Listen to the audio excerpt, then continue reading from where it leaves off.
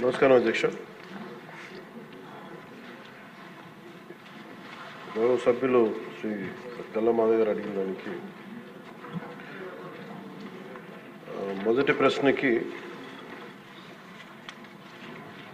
Plastic జీవరాశులు plastic కాలుష్యం యొక్క దుష్ప్రభావాలను అనుభవిస్తున్నాం. ఇది ప్రధాన ప్రజా ఆరోగ్య సమస్యగా మారింది. ప్లాస్టిక్ కాలుష్యం తగ్గించడానికి కానీ దాని సమస్య వివరాలు ఏమిటని చెప్పడానికి బిఎన్సికి ఆంధ్రప్రదేశ్ ప్రభుత్వం environment, forest and science and technology department రాష్ట్రం మొత్తం మీద ఒక్కసారి మాత్రమే వినియోగించే ప్లాస్టిక్ వాడకాన్ని నిషేధిస్తూ ఉత్తర్వులు జారీ చేస్తుంది. అలాగే ప్రభుత్వ ఉత్తర్వులు ఇచ్చిన సూచనలు అమలు చేయాలని municipal administration, urban development, Panchayati Raj వంటి అన్ని శాఖలను, ఇతర శాఖాధిపతులను కూడా జిల్లా కలెక్టర్లను ఆదేశించడం అయింది. ఒక్కసారి మాత్రం వినియోగించే ప్లాస్టిక్ వస్తువుల విక్రయాలను అరికట్టేందుకు తనిఖీలు నిర్వహించడానికి జిల్లా స్థాయి టాస్క్ ఫోర్స్ కమిటీలను ఏర్పాటు చేయాలని కలెక్టర్స్కి డైరెక్షన్స్ ఇవ్వడం జరిగింది. ప్రభుత్వ నిబద్ధతను ప్రదర్శించే ఉద్దేశంతో రాష్ట్ర ప్రభుత్వం సచివాలయం మొత్తం ప్లాస్టిక్ రహిత జోన్గా ప్రకటించింది. ఈ ప్లాస్టిక్ సీసాలకు బదులుగా గాజు సీసాల్లో తాగునీటిని సరఫరా చేయడానికి ప్రత్యామ్నాయ ఏర్పాట్లు చేయడం. అలాగే ఆంధ్రప్రదేశ్ కాలుష్య నియంత్రణ మండలి వేరు చేయబడిన ప్లాస్టిక్ వ్యర్థాలను ప్రత్యామ్నాయ ఇంధన వనరుగా, ఆల్టర్నేటివ్ ఫ్యూల్ రిసోర్స్గా ఉపయోగించేందుకు 8 సిమెంట్ కోక్ ప్రాసెసింగ్ ప్లాంట్లకు 46 ప్లాస్టిక్ వ్యర్థ రీసైక్లర్స్కి అనుమతించింది.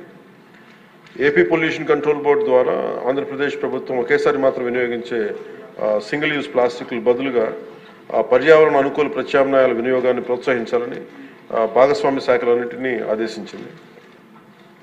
అలాగే రాష్ట్ర ప్రభుత్వం సర్క్యులర్ ఎకానమీ కార్యక్రమాల్లో భాగంగా రాష్ట్రంలో ప్రాంతాల వారీగా సర్క్యులర్ ఎకానమీ పార్క్స్ని ఏర్పాటు చేయాలని ప్రతిపాదించింది. అందులో ప్లాస్టిక్ రీసైక్లింగ్ యూనిట్లు కూడా ప్రోత్సహించడం అయింది. అలాగే ఫిక్స్డ్ క్యాపిటల్పై 75% వరకు ఒక్కసారి మాత్రమే వినియోగించే ప్లాస్టిక్ అదనపు ప్రోత్సాహకాలు అందించడం ద్వారా ప్రత్యామ్నాయ బయోడిగ్రేడబుల్ వస్తువుల్ని తయారు చేసే పరిశ్రమల్ని ప్రోత్సహించడం అవుతుంది.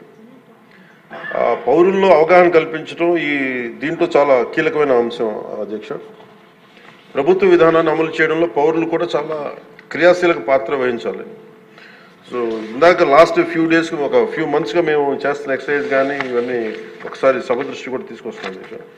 ఉదాహరణకి మీరు ఫ్లెక్సీస్ అంటే ఎందుకు ప్రభుత్వం తరఫు నుంచి అన్ని చేయగలుగుతున్నాం, కానీ దీంట్లో పౌరులు ఒక బలమైన భాగస్వామ్యం తీసుకోకపోతే మటుకు ఇది ముందుకు తీసుకెళ్ళడం చాలా అది మనం ఎంతసేపు ఆదేశాలు ఇస్తున్నాం కానీ కింద దాకా ఎందుకు ఆ పొల్యూషన్ సింగిల్ యూజ్ ప్లాస్టిక్ ఎందుకు వాడలేకపోయి, ఎందుకు దాన్ని ఇంప్లిమెంట్ చేయలేకపోతున్నటానికి ఇది మనందరికి కూడా ఒకసారి ముఖ్యంగా పొలిటికల్ పార్టీస్ కానీ ఈ ఫ్లెక్సీస్ వల్ల ఏం జరుగుతుందంటే అధ్యక్ష, ఇది ఒక ప్లాస్టిక్ మన అందరి దైనందిన అంటే డే టు డే జీవితంలో చాలా అంతర్భాగం అయిపోయింది. కూరగాయల్లో వాటి దగ్గర నుంచి నీళ్ళ బాటిల్స్ కావచ్చు, ఇయర్ బడ్స్ కావచ్చు, ప్లాస్టిక్ ప్లేట్స్, ప్లాస్టిక్ గ్లాసెస్ ఇవన్నీ సౌకర్యం కలిగిస్తున్నాయి. కానీ ఈ టెంపరీ సౌలభ్యం ఇది పర్యావరణాన్ని కలుషితం చేసుకుంటా చివరికి ఇది ఏ స్థాయికి వెళ్ళిపోయిందంటే ఇది ఒక్క ప్లాస్టిక్ మనం భూమిలో మనం ఇమ్మటానికి కనీసం 300 years పడుతుంది అధ్యక్ష. మనం వాడుతున్న ప్రతి ప్లాస్టిక్ అది ఈరోజు ఏమవుతుందంటే మనం పాలు తాగుతున్న పశువుల కడుపులోకి వెళ్ళిపోతుందో, లేదంటే మనం తినే ఆహారంలో భాగం అవుతుంది. అలాగే ఇప్పుడు ప్లాస్టిక్ విషయం తల్లి గర్భంలో కూడా పశువుల కడుపులోకి పుట్టే పసికందుల రక్తంలోకి చేరిపోయింది. ఆంధ్రప్రదేశ్లోనే చాలా సందర్భాలు ఆవుల కడుపులో సుమారు 60 నుంచి 70 కిలోల ప్లాస్టిక్ తొలగించిన సంఘటనలు నమోదయ్యాయి. ఇలాంటివన్నీ అందుకని మాకు లైఫ్ స్పాన్ ఈ ముఖ్యంగా స్టైరోఫోమ్ అయితే 500 years కానీ పట్టదు, అది పడుతుంది దాన్ని అవడానికి భూమిలో కలవడానికి. Plastic bag, plastic straw, plastic bottles minimum plastic bag 10 to 20 years, plastic straw అయితే 200 years, ప్లాస్టిక్ బాటిల్ అయితే ఏకంగా 450 పైచిలకు సంవత్సరాలు. సో ప్లాస్టిక్ పూర్తిగా భూమిలో కలిసిపోవట్ల. అది మోస్ట్ డేంజరస్ ఏంటంటే చిన్న ముక్కలుగా విడిపోయి మైక్రో ప్లాస్టిక్, నానో ప్లాస్టిక్స్ రూపంలో నేల, నీరు, గాల్లో ఇప్పటికీ ఉండిపోతున్నాయి. ఇటీవల అధ్యయనాల్లో కూడా ముఖ్యంగా తల్లిపాలలో కూడా మైక్రో ప్లాస్టిక్ ఉన్నాయని తెలియజేస్తూ ఉన్నది. సో వీటన్నిటికీ సంబంధించి మేము ఒక నెక్స్ట్ 2-3 monthsలో చాలా ఒక డీటెయిల్ అనాలిసిస్ డీటెయిల్ ప్లాన్తో వస్తున్నాం అధ్యక్ష, ఒక యాక్షన్ ప్లాన్ తోటి. అది మీకు తెలియజేస్తాం. ఇప్పుడు ఉదాహరణకి పంచాయతీ ద్వారా మేము ఏం చేస్తామంటే స్వచ్ఛందం అనే కార్యక్రమం పెట్టాం.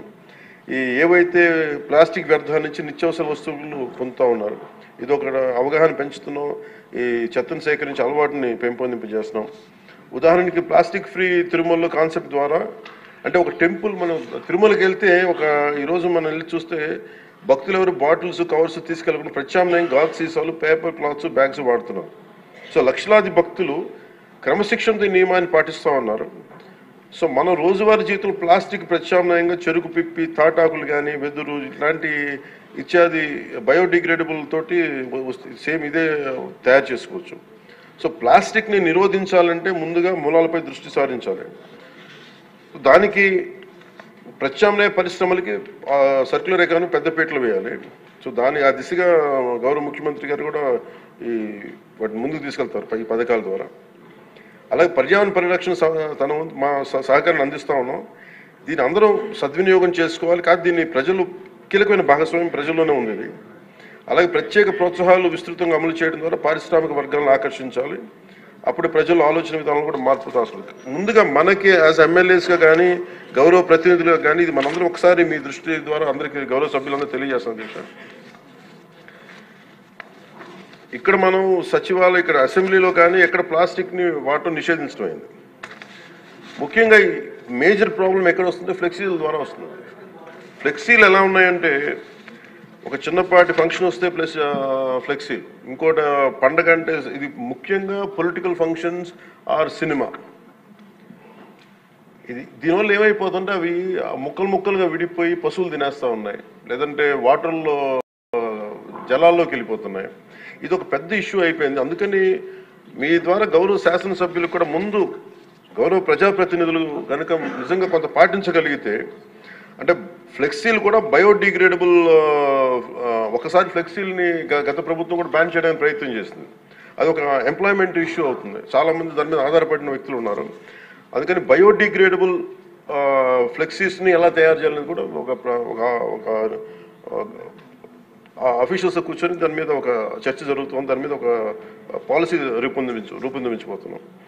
అలాగే లోకల్ బాడీస్లో, గ్రామ పంచాయతీల్లో ఇప్పుడు ఉదాహరణకి గ్రామాలు క్లీన్గా ఉంటే నిర్మల్ గ్రామ పురస్కారం ఎలా ఉంటుందో, అలాగే ఈ ప్లాస్టిక్ రహిత గ్రామాలకి ప్రత్యేక ఇన్సెంటివ్ ఎలా చేయాలని కూడా ఆలోచిస్తున్నాం అధ్యక్ష. ముఖ్యంగా స్వచ్ఛరథం ఇందాక మీకు తెలియజేశాను.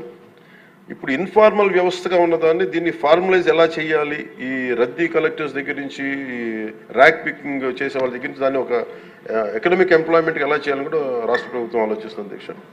అలాగే PR&RDలో దాదాపు 1.3 lakh ఉద్యోగులు ఉన్నారు. అలాగే సర్పంచ్లు కావచ్చు, ఎంపీటీసీలు కావచ్చు, లోకల్ బాడీ స్ట్రెంత్ 1.22 lakh జనం ఉన్నారు అధ్యక్ష.